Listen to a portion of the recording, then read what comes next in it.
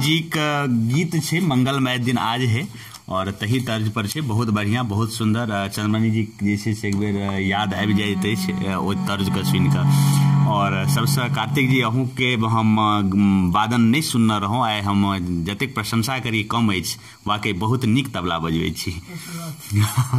जी आशीर्वाद जनता जनार्दन के छनि। जी अरविंद जी किछ दू शब्द कहियो अपने बीच में जे छे से किछ कार्यक्रम सब के लिए और बहुत अहाँ के जे से एक दूटा हम प्रशंसक जे छे से फोन केना छलैथ और अपने मतलब एकटा संक्षिप्त में कहि दी तो जय जयकार करे छलैथ और जेमे हाल में जे से अपने कतो एक दुएटा जे से मौका भेटल गीत गाबे के, लेकिन एक दुएटा से जे से दर्शक बढ़िया जे से अहाँ के अखन जे छे मिथिला मैथिली के दौर ओमे तो सबसे पहले बात हम ऐसे पिछलो इंटरव्यू में कहने रही, एखनो कहै छी जे हमरा सनक गायक के मिथिला मैथिली के हमर जतेक श्रोता छथि, हमरा जते आशीर्वाद दै छथि, उनका सबके बहुत पैघ हम आभार छनि।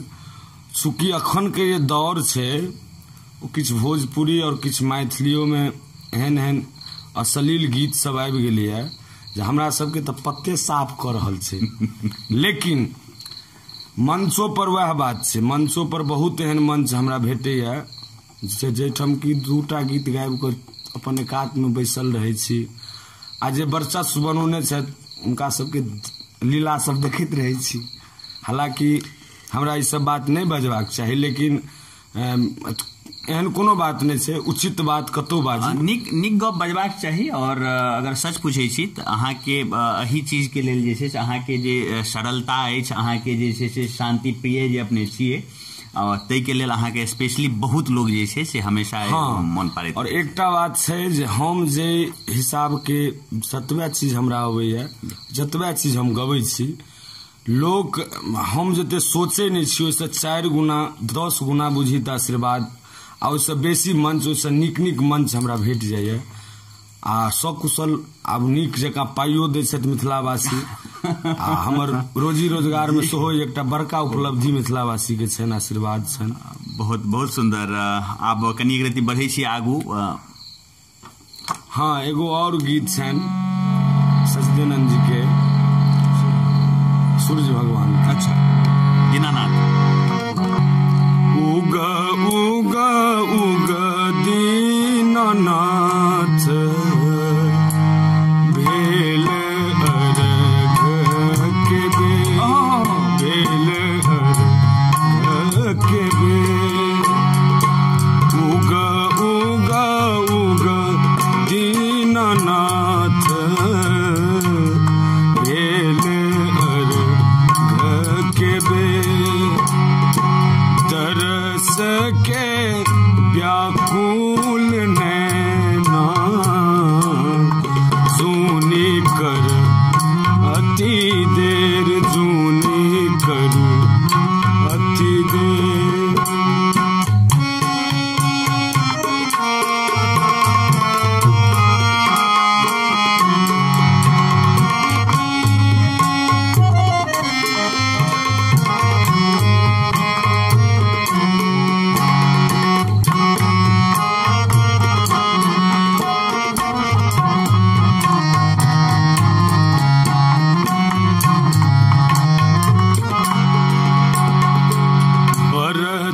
के टूटल शरीरिया थर थर कापे मोरा देह, थर थर कापे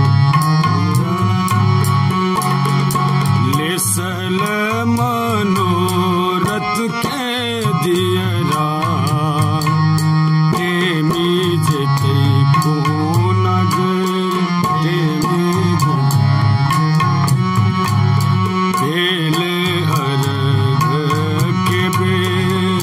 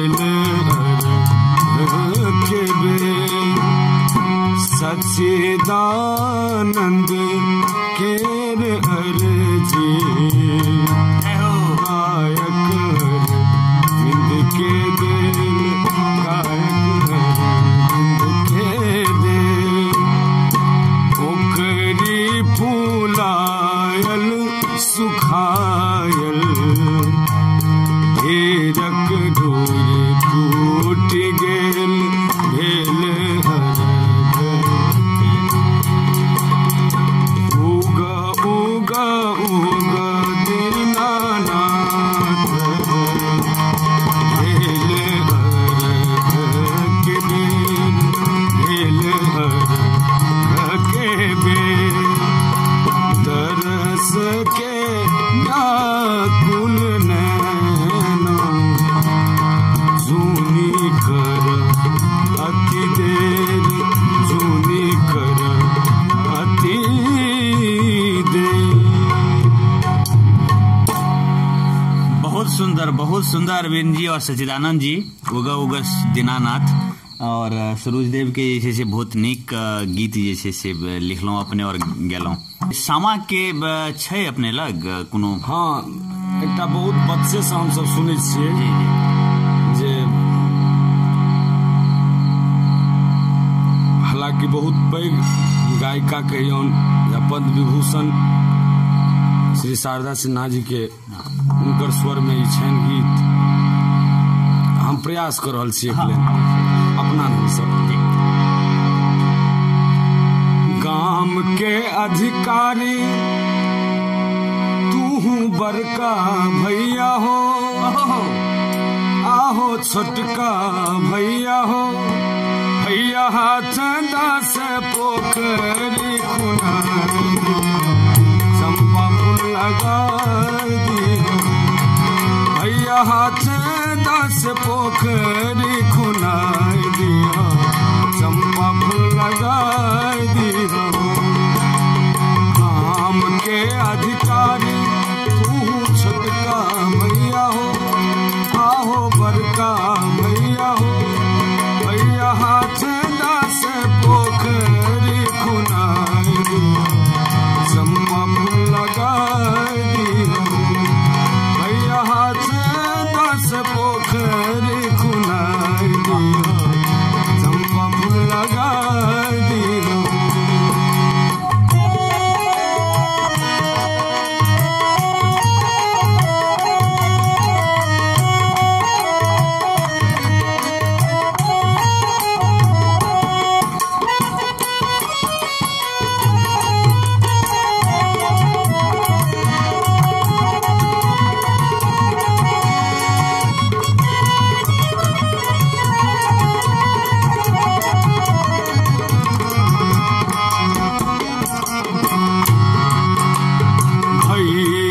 लोढ़ायल फौजो हार गाथू है और एक बड़ा खुशी के बात है जो हमार परम भौजी से उपस्थित है महफिल में राजू भाई के कन्या भैया लोढ़ायल फौजो हार गाथू है फौजो हार गाथू है आहे से हो हर पहिर बरकी शाम सकेवा खेलब आहे से हो हर पहिर बरकी शाम सकेवा खेलब आहे से हो हर पहिर बरकी और लास्ट में से हमरा एक लाइन उनके गीत याद पड़ गया बड़ा सुंदर दीनानाथ के गीत से केहन समय आएलै गहुम महग भेलै हो दीनानाथ कोन विधि अर्घ दिया हो दीनानाथ कोन विधि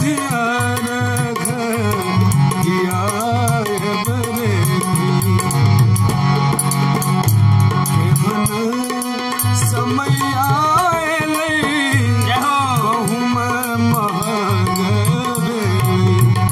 मोदी के राज में सही में महंगाई बहुत बढ़ गई है। हो दीनानाथ कौन विधि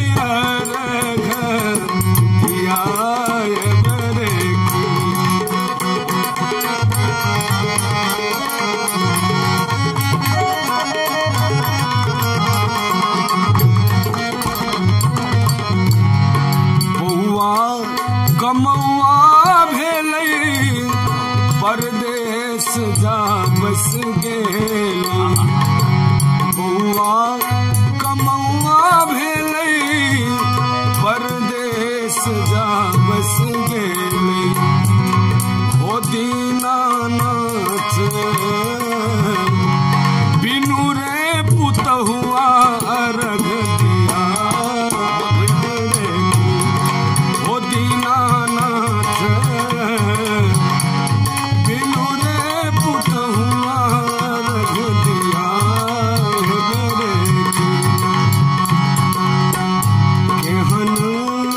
समैया कहूँ महग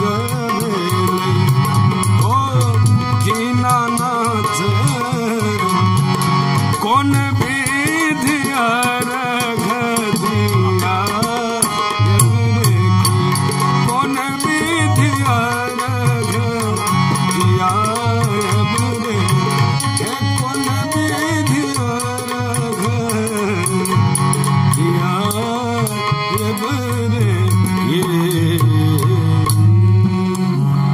बहुत सुंदर, बहुत बढ़िया अरविंद जी। और अपने जे प्रस्तुति के तरीका है, प्रस्तुति है वाकई बहुत बढ़िया है। और दर्शक लोगन के से हमेशा सुन के सीखे छी। चूँकि हमर नाना जी के आशीर्वाद रहलन जे अखन तक हम जे भी किछु गबै छी तऽ गाइड करैत रहै छथिन। आ हमर नाना जी तो लोकगीत के गायक छथिन, लेकिन उनका लग एतेक चीज के मटेरियल छनि जे हमहूँ अखन तक अनुमान नहीं लगा पेलियै है।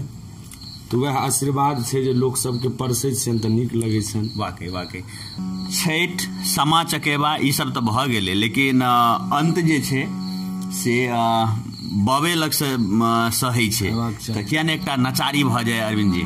हाँ बिल्कुल। एखन सच्चिदानंद जी एतेक गीत हमरा लिख के दऽ देने छथि जे उम्मीद करै छी एक साल हम गायब, ताहिके बाद कने ओरेतै तऽ। और ई गीत शिवरात्रि में अहाँ सबके ऑडियो में भेटत, लेकिन ओहिसँ पहले अद्भुत मिथिला चैनल पर सुनी। बड़ा सुंदर करुण भाव छै बाबा के, भक्त कहि रहल छथिन। एहि दुआरे जे हमर आ सच्चिदानंद के जीवनी मिलाजुला के मिलै छै, तैं हिनकर भाव आ हमर स्वर अपने सब सुनियो। साहब कतेक दुख हम संसार में हो बाबा। साहब कतेक दुख हम संसार में बाबा हो बाबा कि लिखला कपार में। बाबा हो बाबा कि लिखला कपार में। डूब जतई नैया हमर, डूब जतई नैया हमर नोरक धार में। बाबा हो बाबा कि लिखला कपार में। बाबा हो बाबा तू कि लिखला कपार में।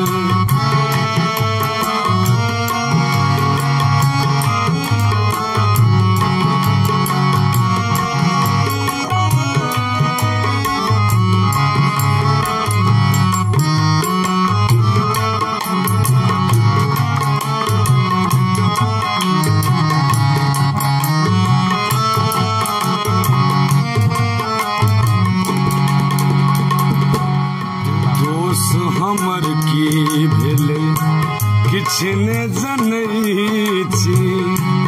कोन जन्म के पाप कटै छी दोष हमर की किसने जनै छी कोन जन्म के पाप कटै छी कृपा निधि सँ कृपा मंगै छी उधार में कृपा निधि सँ कृपा मंगै छी उधार में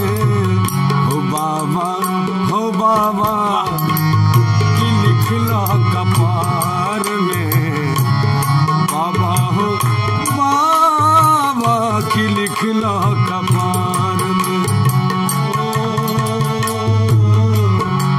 बाबा बाबा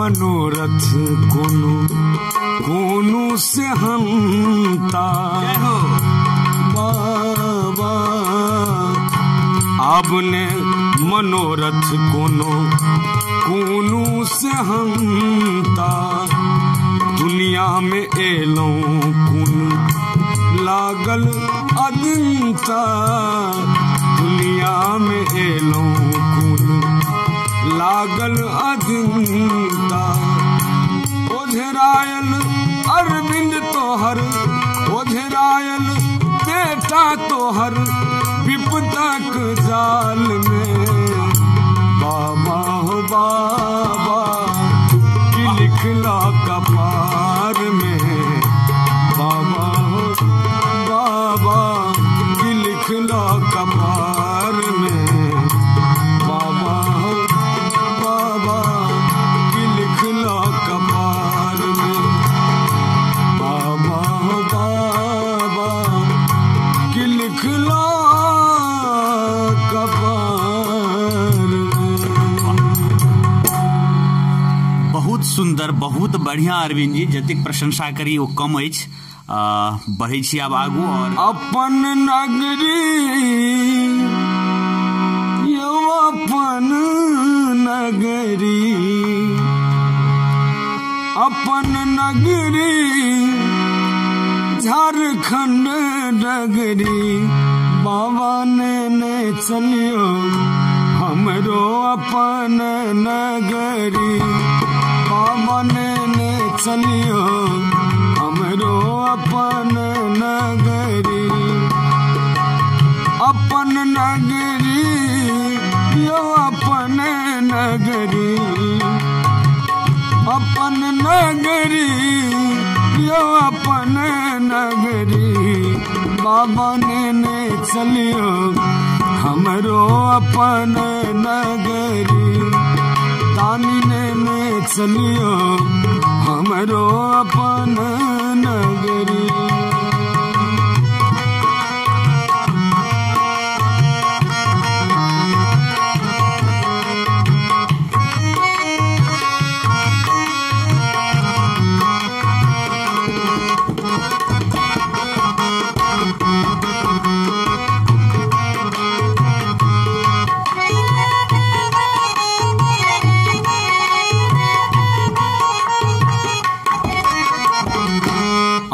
के नगर में बाबा गंगा नहायब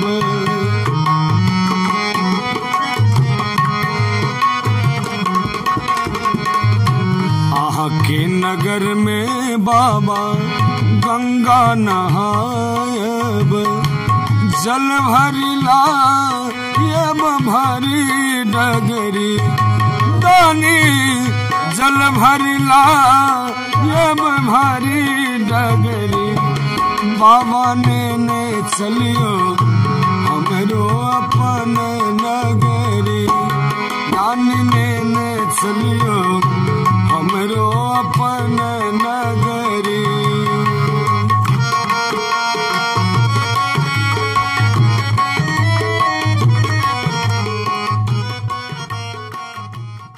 जाइत जाइत अपने किछु से कहला चाहबनि दर्शक लोकनि का?